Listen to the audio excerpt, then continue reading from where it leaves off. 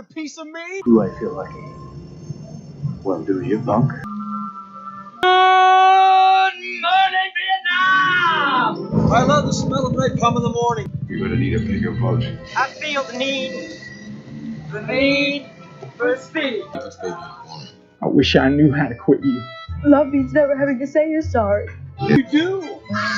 You'll shoot your eye out, kid. What up? Happy Tuesday, moviegoers. Welcome to episode 381. Welcome to F1. You're listening to another new episode of the Cine-Men Movie Podcast. I'm one of your hosts, Juan, and I am joined by the cast, the crew, the guy, the pit crew. Zach? What's going on, guys? The only person in the pit crew today. The only crew pit, the only pit crew, the only Brad Pitt. Mm-hmm. So we just made that work. How has your week been? It's been all right. You can probably tell by the sound of our voices that we're just kind of like, it's only Tuesday. We still got 3 more days of this week left. Top of the morning to you. There you go. Go ahead and start drinking early. No, it's just an energy drink. Oh, well, yeah, definitely. Yeah, I don't do that stuff. No, I'm doing all right. Just life, you know how that works. What about you, man? Life has came, has gone, has surpassed everything that I've ever thought it would. But the only light, Zach, at the end of the tunnel is that me and you get to sit down and have a conversation about what we love. And that's movies. That's physical media. That's film. That's acting. That's the Golden Globes last night. That's Mark Ruffalo's very good speech. That's the new memes that Leo created last night. It's the NFL playoffs. It's everything we get to talk and that we love talking about. We get to cram into a 1-hour episode and just forget about this thing called life. I totally agree with you. So we can get into some movie news. We can kind of talk about some new trailers as well. If you did not listen to last week's episode, we have a very, very good conversation about Avatar: Fire and Ash. We came back with a bang. It's a new year. It's a new us, but the same good reviews. So go back and listen to last week's episode. We discussed Avatar: Fire and Ash wherever you listen to podcasts at.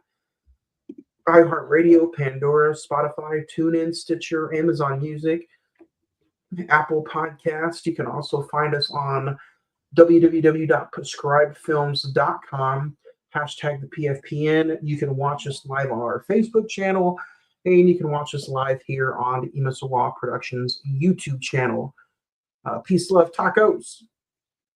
So, Zach, we are back. We're done. We're past Fire and Ash. We're on to F1. The road to the Oscars start tonight. The Golden Globes were last night. There's some big winners that I'm sure we're going to talk about. So let's talk about that first, shall we? Yeah. What's probably your biggest surprise of the night? Because I'll tell you mine. My biggest surprise, quite frankly, was Sinners kind of got put out. I mean, it won the best score and it won best cinematic experience or something like that, but nothing else, which really, really surprised me. Well, I told you that was going to happen way back when in April when we did the movie. I was like, it's a 5 for me. It's a great film, but it's going to get left out. The surprise for me was Best Picture Motion Drama. One about Hamnet, yeah. I mean, that was the one I think out of anything that Sinners could win, that'd be the one. But and then Leo didn't get nothing. Leo didn't get nothing. Frankenstein didn't get nothing, which really irritated me to death. It grinded his gears. It is. But yeah, man, I'm not gonna say the Golden Globes is the end all be all of what's gonna happen at Oscar time, but I mean it kind of sets like a roadmap of where we're headed. So yeah. So it's very surprising. The director of Hamnet was also the director of Past Lives. No, Nomadland. Nomadland. Eternals. Yeah. Oh, never mind then. I thought completely different woman. Yeah. Anyway, I wasn't expecting that. That makes me hate Hamnet even more. I mean, I've I seen. I heard it was a good movie though. Yeah, I've seen Hamnet. It's very deserving of some trophies through this film award season. Do I think it's the Excuse best me. year? I don't know. I'm pretty sure one battle after another has that wrapped up in a bag, which we will be talking about here in 2 weeks' time. Jessie Buckley won Best Actress. Timothy Chalamet from Marty Supreme won Best Actor in a Musical or Comedy. Tiana Taylor won for Best Supporting Actress for One Battle After Another. Stellan Skarsgård for Sentimental Value. Rose Byrne for If I Had Legs, which I've never even heard of that movie till last night. And the Best Actor for Drama went to Wagner Moura for The Secret Agents. So This our Civil War guy it is. who won my favorite movie of the year last year. So don't give away your surprise. Your number one of this last year. No. Well, I'm talking about 2 years ago then, 2024. Yeah. But yeah, so Golden Globes were last night. What do you think about all the teasers we're getting for Doomsday? I mean, me personally, so far we've gotten Captain America, we've gotten Thor, we got the X-Men, the Black Panther. Today we got the Black Panther or the Wakandians meeting one of the Fantastic Four. So clearly they're really setting the seeds for something like an Infinity War where they're just going to bring everybody out and play the deck and see what we get. I mean, me personally, I'm enjoying them. It kind of just cements that, yeah, this is going to happen. And, you know, we're on the road to Doomsday, as we used to say. What do you think of the runtime being leaked of it being 3 hours and 45 minutes? As long as it's entertaining, you know, we sat through Killers of the Flower Moon, and that was 3.5 hours, so 15 minutes probably won't kill us. I think the action packed will be so fast paced it'll probably fly by. Yeah. But I don't know. It's going to be interesting. I can't wait. We have so much to talk about in the next 12 months. It's going to be insane. It's almost like, where do we fit in the time? It's like, oh, let's just put out daily episodes. No, just playing. Well, you know, I was just thinking about that the other day. It's just like, you know, Doomsday is December 19th, I think. This year, I feel like this year is just going to fly by. Yeah. Not even for movies, just in general. And then, man, we got a fun, packed month. And February coming up for you. If you guys want to get Zach some headphones, look at him. He has no headphones. Scan, tag, go. And you can hashtag put some headphones on Zachary. Don't forget, this episode is brought to you by San Marcos Mexican Restaurants, located at 2301 Southwest 59th Street in Oklahoma City, Oklahoma. For to-go order, give them a call at 405-685-7773. Great food and even better customer service.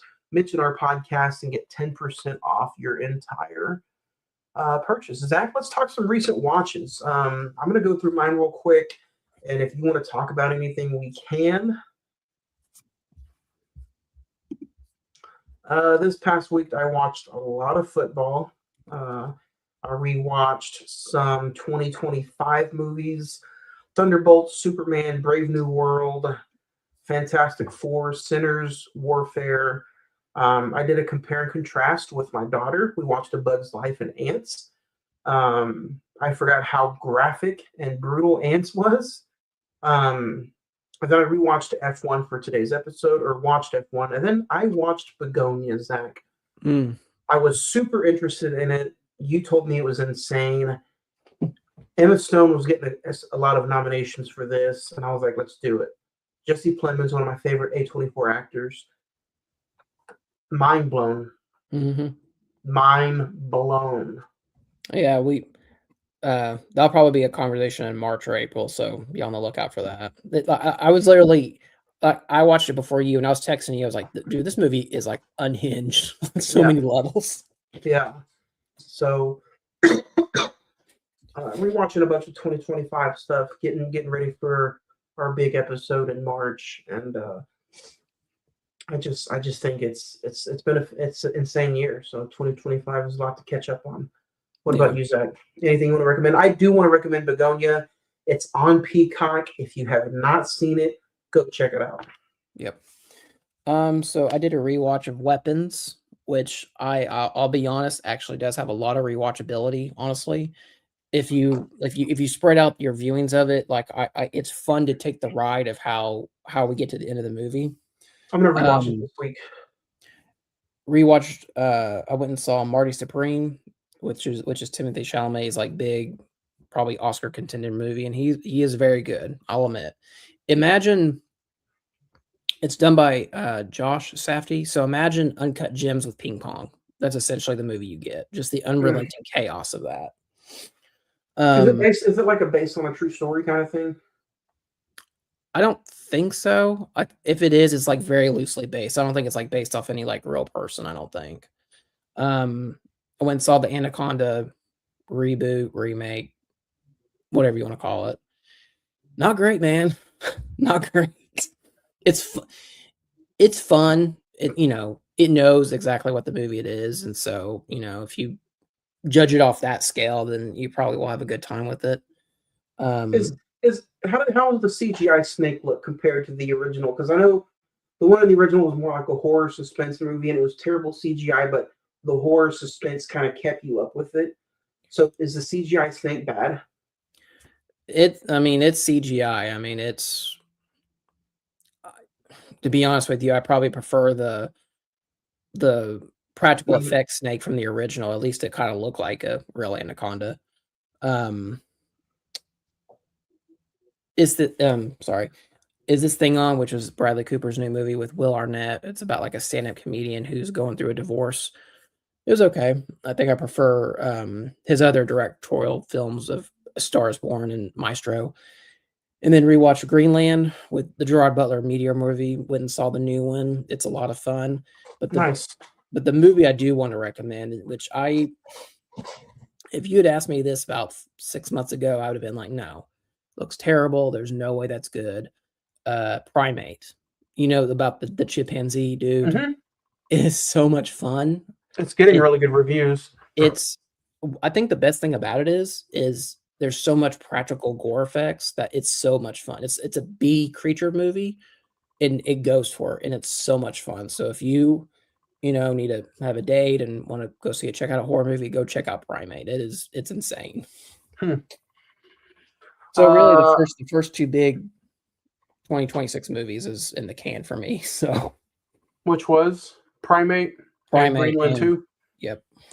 So I'm gonna rewatch the Greenland. What did you think of the rewatch on Greenland?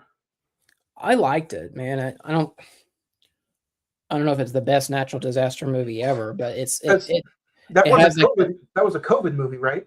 Yeah. So I think I actually rented it on iTunes or something.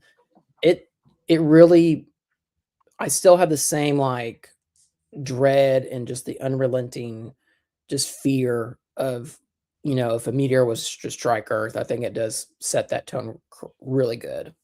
So the second one is kind of like, what would it be like if we were to try to rehabilitate Earth? Yeah, I mean, essentially the place where they end up in the first movie is uninhabitable, and they can't stay there, so they have to trek somewhere else. So, chaos ensues. Nice. So a lot of good stuff coming out in the next few weeks. I know it may not be an episode right off the bat, but the Bone Temple is getting some good praise. We talked 28 Days Later and 28 Years Later last year and the year before. Yep. So a lot of good stuff coming up. If you guys want to recommend anything, hit us up on the social media pages. Recommend something. Tell us to go watch something. Facebook.com/The Cine-Men Movie Podcast. The Instagram is all one word, The Cine-Men Movie Podcast. X is Cine-Men405. Or you can send us an email. CINEMEN921@gmail.com. So, Zach, let's get into today's episode. Today, we are talking all about F1, the movie. starring Brad Pitt, Damson Idris, Javier Bardem, Carrie Condon, directed by Joseph Kosinski. Also starring Sarah Niles, Will Maverick. A Formula One driver comes out of retirement to mentor and team up with a younger driver. You can currently stream F1 on Apple TV Plus with an IMDb rating of 7.7, Rotten Tomato score of 82%. The Metascore is 68%. The Letterboxd is a 3.7 out of 5 with a June 23rd, 2025 release date. With a $300 million box office budget, it grossed a little over $631 million at the box office. First off, this movie came out in the midst and in the havoc of 2025. Jurassic Park, I Know What You Did Last Summer, Superman, Fantastic Four. It was just thrown into the summer movies. I did not get to go check it out in the theater. Such a disaster for me. Zach, what was your experience like in the theater? Yeah, so to preface this, I know nothing about F1. I just know it's a big racing organization, mostly in Europe and all over the world. It looked really cool. I was excited for it since it was from the director of Top Gun Maverick, Joseph Kosinski. Brad Pitt, Krasinski. we're gonna play that game. No. It didn't come with a slipcase. I know, that hurt me. I did. So yeah, I went and saw this in IMAX. It was so much fun. Like, I'm curious about what your experience was, because it felt like they put you in the seat of the race car and you go. It's so much fun. I had a blast with it, and on rewatch, I had the same feeling. And so yeah, those are my just general thoughts. What about you? So on my rewatch, or on my watch, my first and only time watch, I'm just going to say I am disappointed I did not get to go see this in the theater. Okay. I thought this was going to be a highest to low situation. I was like, uh-oh. So given that take, if you guys have not seen this, pause us. We're at 18 minutes. Go check this out. It's on Apple TV Plus. Our conversation is about F1. Let's dig into it. I'm not going to be the Debbie Downer, but when it comes to a lot of the other racing movies or car movies, I was expecting a lot more from this movie. But I really enjoyed this movie. I just don't think this movie should have been or needs to be 2.5 hours. Yeah, I mean, and that's probably the biggest, I don't know if I'd say gripe or nitpick or whatever word you want to use. It's not so much, I didn't have a problem with the length. I mean, I did, when I had to rewatch, I was like, oh God, I forgot this is almost 2.5 hours long. But I thought the pacing was excellent in it. Like I said, my only gripe about it was probably, it's a very typical sports racing storyline, essentially. The pro comes in to teach the young one, and it's kind of a back and forth of who's the best. I think that's the only small nitpick graph I have too. I'm going to be right there with you. It's a conventional. The old cowboy comes back to show that he can still straddle the horse. Mm-hmm. And I think if this movie was 2 hours, I would have had a lot more fun with it. Or maybe if some of the action, I feel like there wasn't that much on the line. Yeah. Like there wasn't a big payoff at the end. No. Like granted, he directed Top Gun Maverick, and that was just like a near perfect movie. But the payoff was so big at the end. Yeah. I kind of agree with you. I think that maybe the point of it, because one of the character moments for Brad Pitt's Sonny Hayes is that he kind of goes from race to race. He kind of goes across the country doing race to race to race, and just kind of he wins the race and goes to the next one. I think by the end of it, I got so lost in just the competition of the two characters that when he wins the big F1 race at the end, in Abu Dhabi is just like, okay, cool, off to the next one. Wanted to go do buggies out at the beach. I was kind of like, okay, like, would you want to stay and mentor the young one a little bit younger, or that it's kind of crazy. We're already talking about the ending, but the ending did throw me for a loop. I was like, really? That's how you're gonna end this movie? Like, you just got done winning your biggest career race. You tell somebody who you finally shared so many thoughts and emotions with. You didn't really tell her that you love her, and it ends. And it kind of felt like a generic, lazy ending to me. I mean, I get it. He's the old cowboy that goes from race to race, but the whole story leading him up to the finale is this is his moment to stick around, to earn his feathers, or to get his flowers. And this is the old cowboy's moment to finally wrangle in the girl and not have to look back and say, I regret that. But then he completely just does the opposite and goes and screws off. See, like the first time I watched it, I was kind of in your shoes. I was just like, oh, okay, so it's just like, he's just done and that's it. He just goes on. But on the rewatch, I mean, on the rewatch of this time, it's very much telegraphed. It's very much like that's one of the strings at the beginning of the movie, and it in my opinion, on the second rewatch, it pays off. I wasn't like, oh, it wasn't like a downer of an ending for me.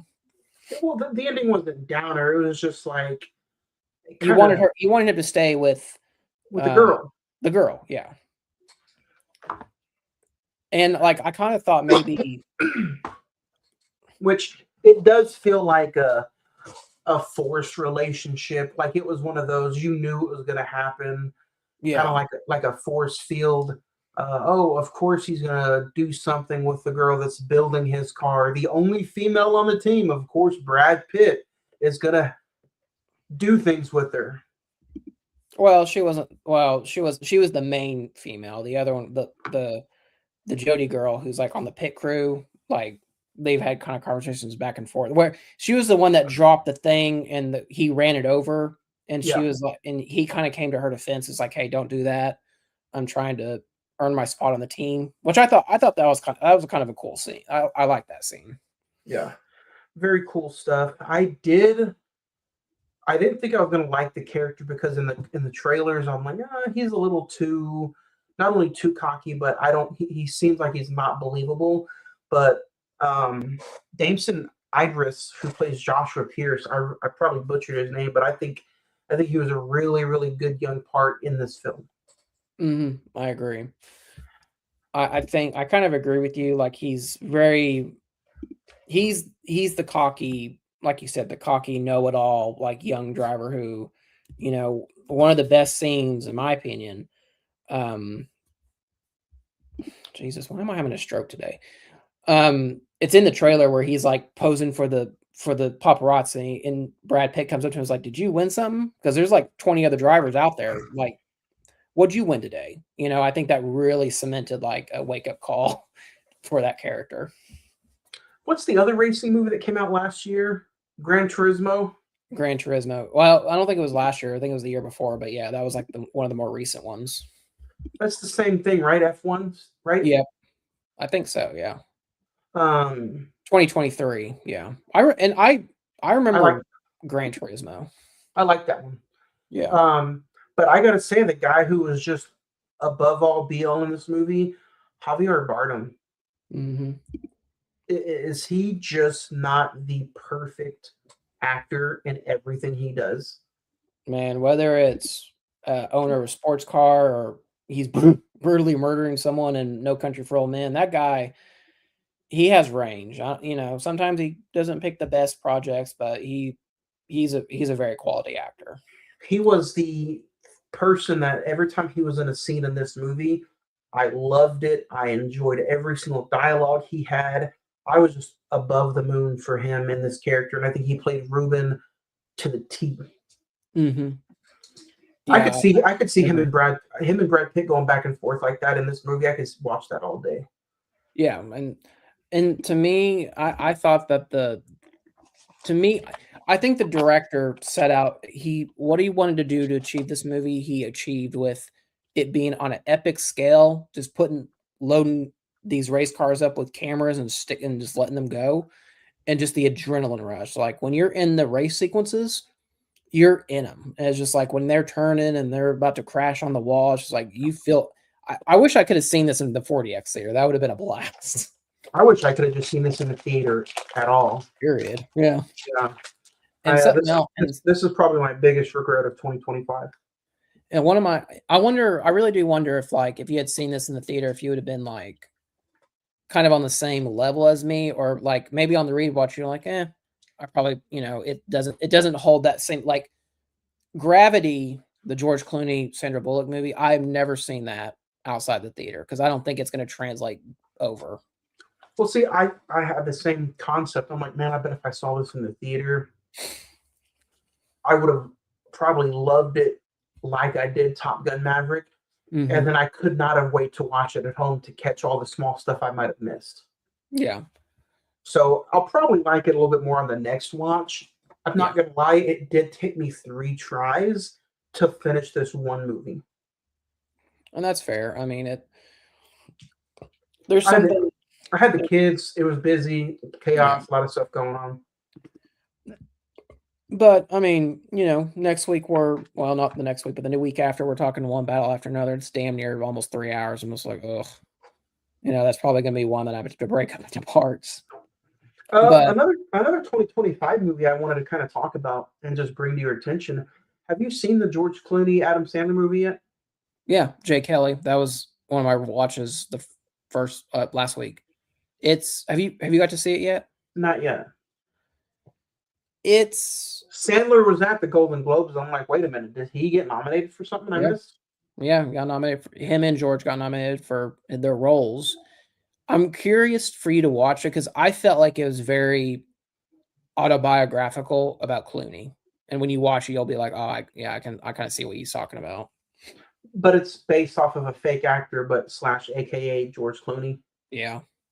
Was it kind of like Funny People, where it's based on a comedian, but not Sandler, but Sandler? No, I wouldn't compare it to Funny People. No, I'll just say on the outset, since it's done by Noah Baumbach, who did Marriage Story, I don't think it's as good as Marriage Story. I'll just, Ooh, interesting. I didn't know it was directed by him. Yeah. In my opinion, you might come out saying, oh, yeah, that's one of my top 3 of the year. So, yeah. I think one of the coolest things about this movie, kind of F1. going back to F1, is the soundtrack. I thought they had a lot of great songs. The Chris Stapleton song when he's like doing his like race interview, like where it's like, let's just see if you can beat Joshua's time. And then the Ed Sheeran song Drive, I thought was a great capper to it. Dude, speaking of music, the score from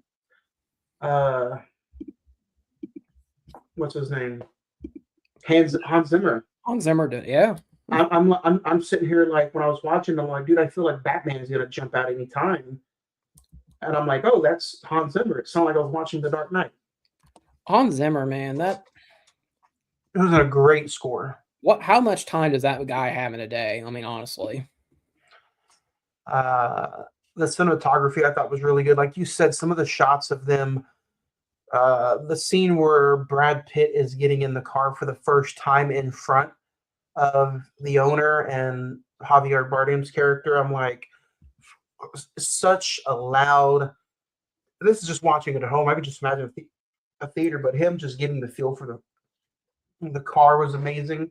Mm-hmm. I don't know how much was practical, but when the race was in the when the race was in the rain, that looked like they just that was like, oh, we're on a rainy track, let's go ahead and get the shot. Yeah, all that looked good. I kind of want to dig deep, and like I said, I watched it in 3 parts. I'm gonna probably go back and rewatch it this week and check out some of the special features. But I want to know if it was shot, like where it was shot at, because it looked like it was in front of a real racetrack. I mean, a lot of the sequences are done on real F1 racetracks. F1 had a lot, they gave their blessing for the movie, and Lewis Hamilton is like a big name F1 driver. He was a producer on the movie. Brad Pitt is in the cars. They're not actually doing the real races, but like I think from what I heard is they would allow the crew to have, I think, 5 or 10 minutes before the actual start of a real race to go out there and get the scenes that they need, and then they would come back, and when the race was over, they allowed them to go back out again. So it's a lot of practical, like Top Gun Maverick. There's probably some CGI sprinkled in, but a lot of it's practical. You think Brad Pitt did a lot of his driving stunts? I want to say that he did. Because he does have a stunt coordinator, yeah, or stunt double, yeah. Part of it. There's a part of me where I think it's probably one of those race drivers or cars that there's a driver in the front and the passenger in the back. So. Dude, could you imagine if Tom Cruise did this movie? Hey, man. I think it was like a week or two after the movie came out that they were interested, and I wanted to get your thoughts. Do you think they could do a crossover with Days of Thunder? Is that I think that's a NASCAR movie. I think I've never seen Days of Thunder. Yeah. Oh, you haven't? I've never seen Days of Thunder. Now, dude, do yourself a favor. Yeah, it's a NASCAR movie, but I was just thinking to myself, I'm like, dude, if Tom Cruise did this movie, he would be in there driving at 110 miles an hour. Oh yeah, Brad would be. Brad was like, I think they asked him in an interview. It's just like, do you want to work with Tom? It's like, yeah, but I'm not hanging off the side of a fucking airplane. I'm not doing that. But that's one thing. Like, say what you will about him as a person, he'll get in the race car and do it himself. Like that's. I gotta commend Tom on that. Brad Pitt, as he is older, he kind of looked like in a lot of his shots in this movie, reminded me of Paul Newman. Yeah, he looked just like him, like Paul Newman did 40 years ago. Yeah, I would totally agree. Isn't there a Paul Newman racing movie that's not cars, but like an actual like live action racing movie? There might be. I know Paul Newman did a movie with Tom Cruise. That was Color for Money. Color Money, yeah. But I think he actually owned a F1. It was either F1 or a NASCAR racing team, I think, at one point. But Paul Newman? Yeah, I'm not seeing it on here, but I could be wrong. But yeah, I think that's something interesting is that Brad Pitt, I think the older he gets, it's almost like he just gets better, like a fine wine, if that makes sense. Yeah. We were talking about him a few years ago. He finally won his Oscar, right, with Once Upon a Time in Hollywood. Yep. I was thinking about, you remember that movie? That'd be a very interesting conversation. You remember that movie, The Assassination of Jesse James by the coward Robert Ford? I've never seen that. Oh, what's funny, I owned it forever, but I never watched it. But I think it's like 2 hours and like 40 minutes long. It is pretty long. That's one of the main reasons why I have not watched it. Yeah. But yeah, I own it. You know who I thought? I was just thinking about here. The main actor, Damson Idris. Mm-hmm. There's a lot of speculation if he's going to be the next Black Panther, supposedly to take over the T'Challa character. But you know who else I thought could have done that role was David Johnson from Alien Romulus and The Long Walk from last year. I think he would have done really good in that role. Oh yeah, is The Long Walk worth it? Oh, dude. I'll just, not to give away some of my list, but that'll be in my list of the best of the year. I have the film. I'll send you the digital copy code and try and watch it for next week. I'm curious to see what you think. Going back to F1, I know we're kind of bouncing all over the place, but what'd you think of the love interest, Kate McKenna, played by Carrie Condon? I liked her. I thought she was a very even keel to Brad Pitt's Sonny Hayes. I think she very much I like how she instantly calls him out. Like when he first gets there, it's like, dude, you're just like the American, like you said, the American cowboy trying to prove something. And Yep. I'm not buying it. And obviously she does because they quote unquote fall in love. I think another one of the great scenes is the poker scene where they're just kind of like she gets both of them in the room and says like, okay, tell me what both your flaws are, and they just go at it with each other. This is one of those movies to where I say Top Gun Maverick is perfect. I love the fighting jet flying sequences, and they're really good scenes where they're not in the air. Yeah. This movie, I kind of had some difficulty with when they're not on the racetrack. You enjoy the race sequences, but not like the character drama. I enjoyed some of it, but not all of it. Yeah. I didn't appreciate a lot how the mom, Bernadette, was like all over the place, if that makes sense. I didn't kind of like how she was in the tea but didn't know the flavor, and she didn't know the whole story, and they were kind of flirting with the idea of back to back, and Josh was letting him, he kind of let Brad Pitt take the heat for a few scenes until he finally got his mom aside and was like, hey mom, look, it wasn't his fault, it was my fault. Yeah.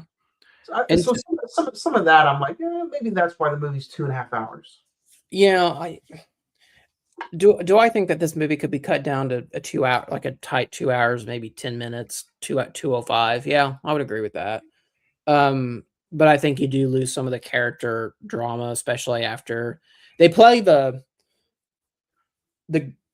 potential race crash card twice. They do it with both characters, and to me, I kind of wish they had pulled the trigger. Honestly, I wish they had either done it with Joshua or with Sonny. You I talking think about it would have been much more of a payoff if it was Sonny. You talking about dying? Yeah, if they killed one of the characters off in the crash. So see, the first crash where Joshua's car flipped multiple times and caught fire, I thought he died. Yeah. I was like, the logistics of it, like in real life, is like, there's no way someone could survive that. Yeah, I was like, he's dead. The car's in flames. It took it took Sonny way too long to pull him out, but I'm like, oh, he survived. And I thought he was going to be like grotesque or something, but his hands. Yeah. So I agree. I think that could have been a really big payoff. They like you said, they did flirt multiple times, even going back to Brad Pitt's big scar. I did like the flashback scenes where it showed like a young Sonny. I thought those were done really well. Yeah. And it also gave mythology to the character of like, why he loves it, but he's so, after his crash, it's kind of revealed that like, hey, if he does this one more time, he's dead. Like, it's going, his obsession is going to kill him, essentially. This reminded me, I wish it had a little bit more dramatization in it, but this kind of reminded me of Ford versus Ferrari. Yeah, and I was going to ask you, do you think that this movie is, because Ford versus Ferrari, I think that was in my top 5 or top 10 of 2019. I haven't rewatched it in a while and since then, but which do you think is the more superior film, Ford versus Ferrari or F1? Right now, I've seen Ford versus Ferrari like 2 or 3 times. This is only a one-time watch. I'm going to say Ford versus Ferrari. Yeah. But I think if I rewatched F1, Brad Pitt and Javier Bardem are so good. If I just watched it in one setting with no distractions, I think I would love it even more. My grade is not nowhere near as bad as you're probably thinking right now. So no, I don't like you said, the way you kind of, I was like, yeah, I had the adrenaline. You're kind of shaking your head. I was like, oh no, we're gonna go down that road. I will say that the Christian Bale, Matt Damon of Ford versus Ferrari is the same as Brad Pitt and Javier Bardem in this movie. Yeah. So yeah, I mean it's a real fun movie. It's very deserving of. I'm surprised it didn't get more accolades than it has gotten. I mean, I would have thought at least Brad would maybe have got like a nomination, or even Javier Bardem. But yeah, I think this was like sandwiched in between I want to say 28 years later was the week before, and then like Jurassic World was the week after. So, it didn't get a lot of room to breathe during the summer months. Yeah. Hardly any breathing room at all. But would you have a favorite scene that you'd want to mention? I would say that the race, Sonny's race interview with the Chris Stapleton song, I think that really sets the mood for not the whole movie, but really adds to the atmosphere of the movie. And then the Las Vegas poker talk where they get them both in the room and she just says, "Hey, tell me what each of your flaws are." I thought that was great chemistry from all three of the actors. What about you? I would probably say I enjoyed all the race sequences. I enjoyed where Brad Pitt or Sonny showed up, and he got the thumbs down from Ruben, and Ruben was like, "You're done. All this health stuff popped up. There's no way you're coming back." And Sonny shows up with like his packet saying, "Nope, legally I'm here. I'm going to help y'all win." I thought that was a really good, touching scene. What do you think about the? I think that I will say, I think this storyline could have been cut about one of the people on the board was trying to underbuy the company from Javier Bardem. I think out of anything in the movie, I think we could have cut that storyline. Yeah, because that was just like it's so minute that like there are points like, oh, I forgot that was even going on. But it's also so like cliche. Like, of course, somebody's coming in and doing that. Yeah. Like not only is there this storyline of Brad Pitt and Sonny and Ruben and Josh, but now let's just throw this into the mix. Yeah, I agree with you. That could have been cut too. So yeah, I mean, there are. I mean, I counted them. If you include like the opening race sequence at the 24-hour Daytona, there's almost 10, 11, 12, 10, almost 10 race sequences in the movie. It's a lot. I mean, there's like literally a whole section after Joshua has the car crash or the race accident. It's kind of like a montage of like race 3 from race 3 to 8 or race 3 to 7. It's kind of like set in a montage, which we don't need to be at every single race and dedicate 10 minutes to it. Mm-mm. So not at all. Star rating for F1. Man, I'm not gonna hide my hand, man. I'm gonna give it a 5. It's real fun. I think it does have a lot of rewatchability. You have great performances, great action, great cinematography with the race sequences. The soundtrack is awesome. And I mean, this movie did really well. I think it made like $600 million at the box office. So it did really well. I think as time goes on, I think it's definitely going to get more of a, now that it's on Apple TV, people can go check it out and see for themselves. So what about you? I'm going to give this movie a 4. 4 stars out of 5 for all the right reasons. Like you said, the racing sequences, the score, the cinematography, the practical getting in and just buckle down speed. The performances were great. I did just have some small, for making it a perfect film for me. To the whole 2 hour, 35 minutes, cliche storylines. That's fair. But you know what? It's not just this movie. There's been a lot. Zach, I might have a hard time finding 10 movies that are just 5-star phenomenal monsters because there have only been a handful of 5-star movies for me this year. I don't know if I'm being just too harsh, or if things just haven't been grabbing my attention, or maybe there's a few movies out there that need a few more rewatches. But I'm having a hard time finding this, and giving some of these newer movies 5 stars. No, man, I think overall 2025 was a great year for film. Honestly, I'm looking at I've got 12 movies I need to watch before we get to our 2020 review episode. And I mean, I can tell you for sure, 5 of them will sure be on there. That those are 5 like star films, in my opinion.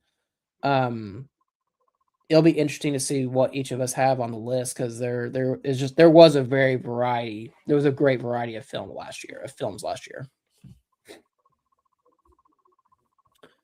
So, but before we get to that, we got to talk about some Hitchcock next week. So next week we are back at it. Another movie from the IMDb Top 250. That is the theme this year. Whether it's one movie of the month, 2, 3, or all of them, it doesn't matter. But next week we're talking Vertigo. It's the last of the big 5 from Hitchcock that we haven't talked about. Zach, what are you most looking forward to about Vertigo next week? I mean, I'm going to be honest. I'm really looking forward to this rewatch. I just wasn't impressed with it the first time around, so I'm really looking forward to seeing if my opinion changes on this. So, and I think this is a first time watch for you, correct? First time full watch Vertigo next week. Okay. And then we will finish out January with one battle after another. I'm excited about this one. So I can't wait to talk about this one. February kicks off with a bang. February, we're talking about Wake Up Dead Man, which is exclusively on Netflix. The second week of February, we're talking about Good Boy, which is streaming on Shudder. The third week of February, we will be talking about When Harry Met Sally. And then we finish out February with another IMDb classic, Citizen Kane, which in some people's mind is considered one of the greatest movies, if not the greatest of all time. Me and Zach are going to have a very, very big discussion about that comment right there. So yeah, February is going to be a great month. We're actually doing 2 classics. Really, we're doing 2 2025 films and 2 classics with When Harry Met Sally and Citizen Kane. I have not seen Citizen Kane in years, so that's going to be an very interesting conversation. Did you get the Criterion that released a few years ago?